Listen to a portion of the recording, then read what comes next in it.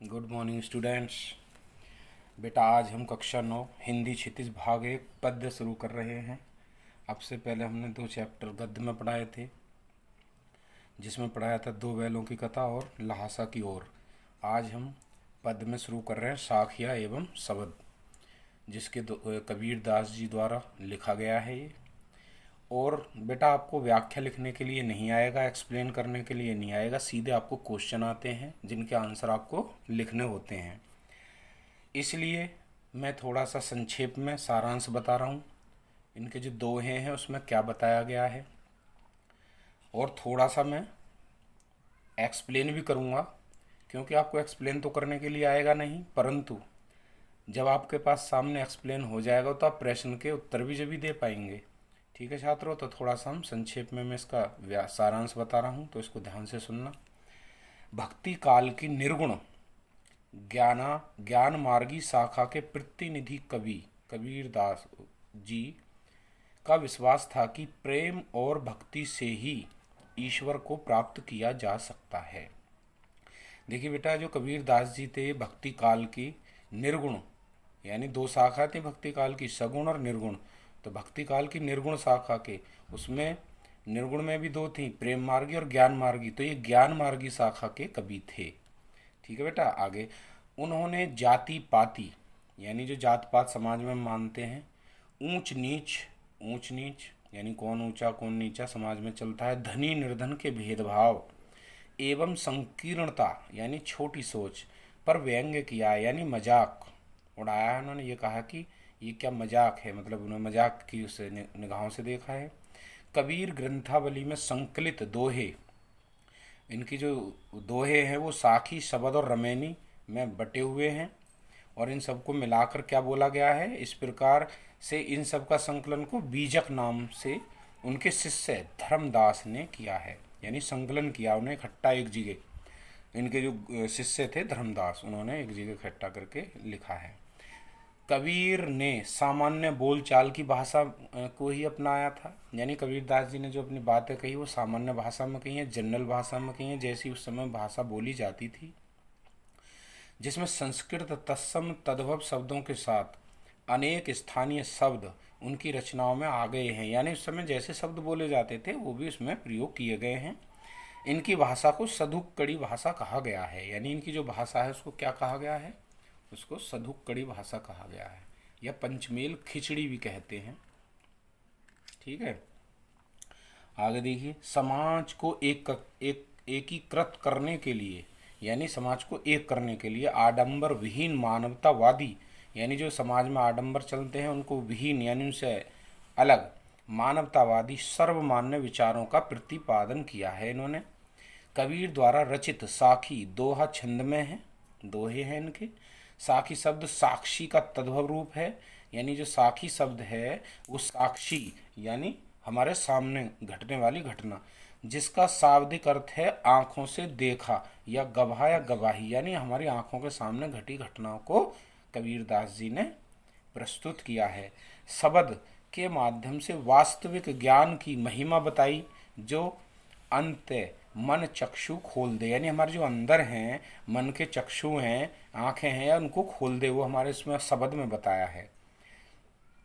शब्द के आगे, ईश्वर ब्रह्म जगत में नहीं वरन सभी जीवधारियों की सांस में विद्यमान है। सांस यानी हम जो सांस लेते हैं, ईश्वर कहीं ब्रह्म जगत में नहीं है, बल्कि वो हमारे अंदर ही हमारी सांसों में विद्यमान है ईश्वर। ठीक है, आगे, ज्ञान की आंधी से मनुष्य के भ्रम, माया, तृष्णा, कुबुद्धि आदि विकार नष्ट हो जाते हैं, यानी जिस समय हमारे अंदर ज्ञान आ जाता है तो वो एक आंधी के समान आता है और हमारे यानी हमारे जो जीवन में बहुत बड़ा परिवर्तन लाता है, हमारे विचारों में परिवर्तन लाता है।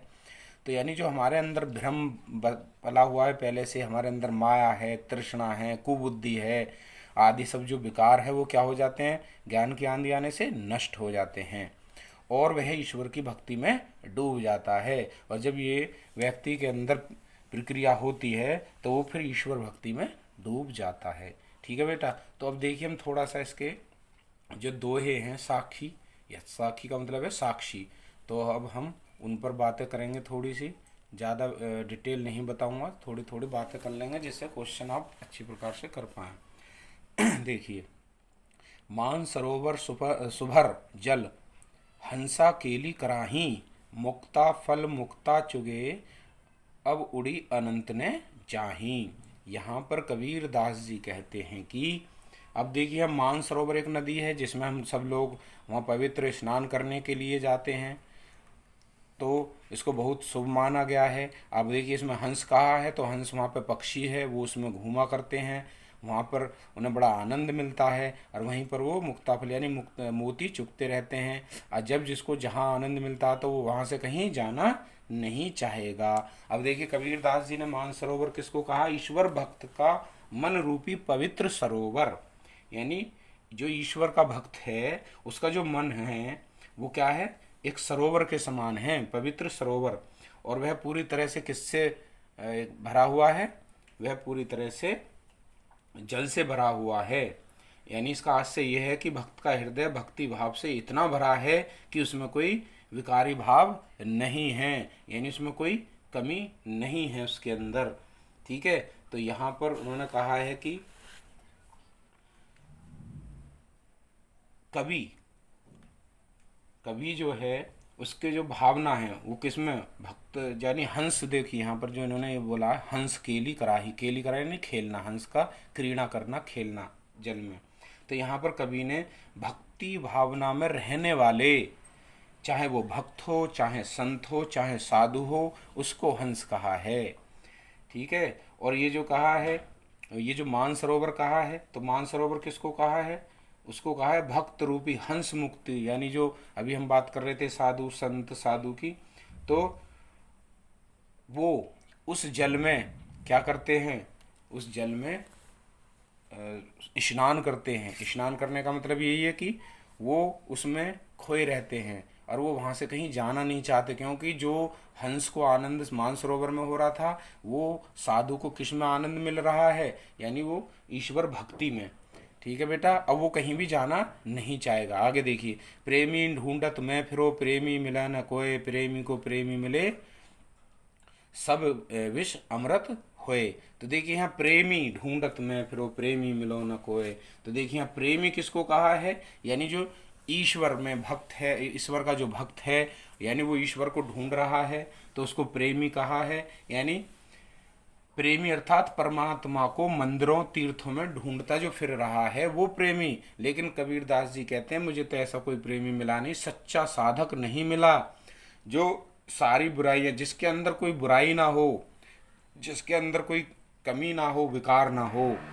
सच्चा साधक ईश्वर का वही है जिसकी सारी बुराइयां रूप भी यानी बुराइयां जो हैं उसके अंदर पनप उठी हैं, वो अच्छाइयों में अमृत के रूप में बदल जाएं, वो सच्चा प्रेमी कहलाएगा। यहाँ कबीर दास जी ने कहा। ठीक है, आगे देखिए, हस्ती चढ़िए गान को सहज दुलीचा डारी, स्वान रूप संसार है भोकन दे झक मारी।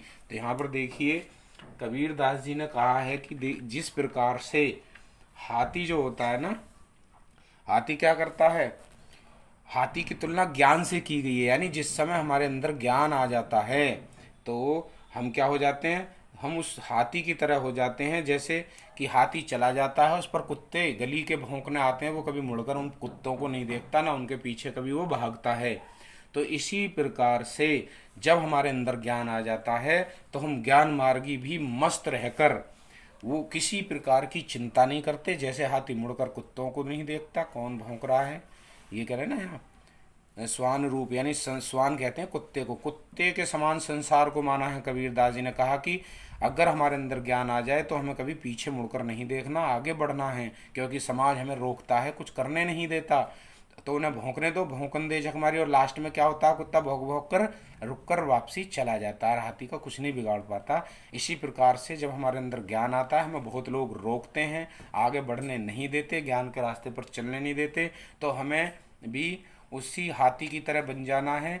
कोई कुछ भी कहता रहे, लेकिन हमें अपने ज्ञान रूप यानी ज्ञान मिलने पर उसकी ओर अग्रसर लगातार रहना है। चलिए आगे, पखा पखी के कार ने सब जग रहा भुलान, निरपख होई के हरि भजे सोई संत सुजान। तो देखिए पखा पखी कहते हैं पक्ष और विपक्ष, यानी यहाँ पर कबीरदास जी कहते हैं कि आज हमारे समाज में क्या है, पक्ष और विपक्ष के चक्कर में पड़कर क्या करते हैं, हम कहीं ना कहीं न्याय नहीं कर पाते।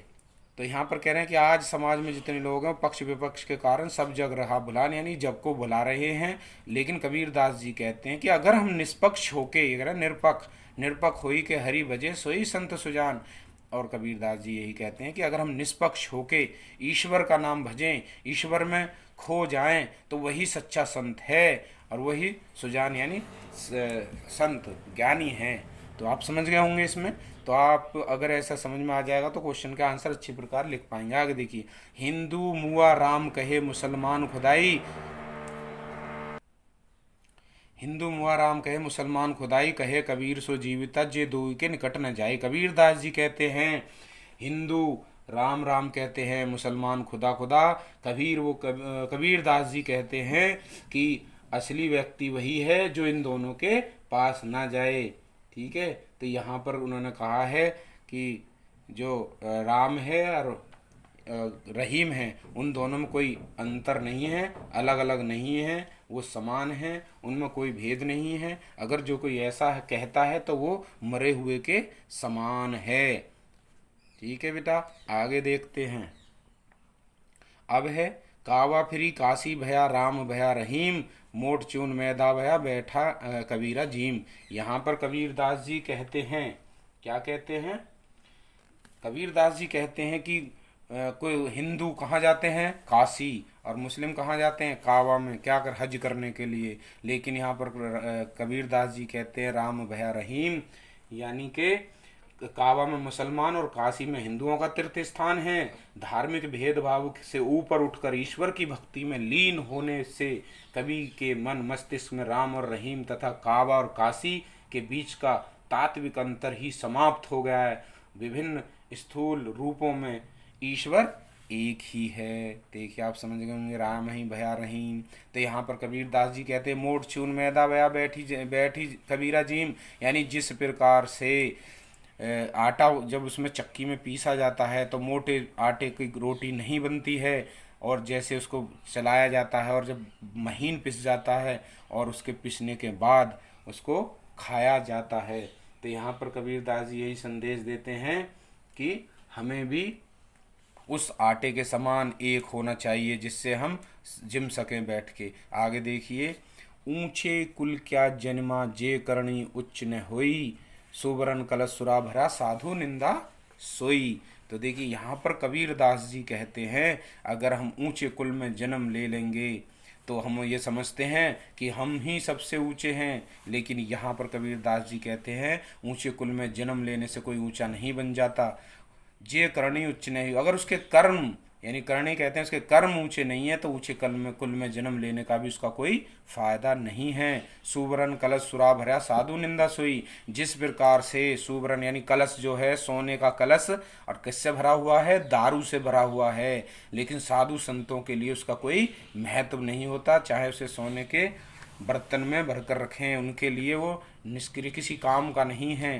तो यहाँ पर कबीरदास जी कहते हैं कि ऊंचे कुल में जन्म लेने से, अगर वो समझता है कि सोने के पात्र में दारू है, उसका महत्व जब साधु संत नहीं सम्मानते उसको, तो ऐसे ही ऊंचे कुल में जन्म लेने से उसका कोई फ़ायदा नहीं है। अगर उसके कर्म ऊंचे हैं, चाहे वो नीची जाति में जन्म ले, वही ऊंचा व्यक्ति है, वही समाज में माननीय है, उसी को सम्मान मिलना चाहिए। तो यहाँ पर कबीर ने हमें बहुत सारी बातें समझाई, आपकी समझ में आई होंगी। ठीक है बेटा, तो अब आगे हम शब्द की बात करते हैं। ठीक है, तो आगे हम शब्द पढ़ते हैं। देखिए शब्द में क्या बोला है इन्होंने। दूसरा यहाँ पर कहते हैं मोह को कहाँ ढूंढे बंदे, मैं तो तेरे पास में, ना मैं देवल ना मैं मस्जिद ना काबे कैलाश में, ना तो कोनो क्रियाक्रम में ना ही योग वैराग में, खोजी होए तो तुरंत मिली हो पल भर की तलाश में, कहे कबीर सुनो भाई साधो सब श्वासों की श्वास में। तो यहाँ पर कबीर दास जी कहते हैं मोकू यानी मुझे, ईश्वर स्वयं कह रहे हैं मुझे कहाँ ढूंढे बंदे, यानी जो उसका उसे जो पूजा पाठ करने वाला है उससे बोला बंदे मुझे कहाँ ढूंढ रहा है, मैं तो तेरे पास में हूँ, तेरे अंदर हूँ। और कभी उस ईश्वर ने बताया है ना मैं देवल, ना मैं देवालय में हूँ, ना मैं मस्जिद में हूँ, ना मैं कहीं काबा में हूँ, ना कैलाश में हूँ।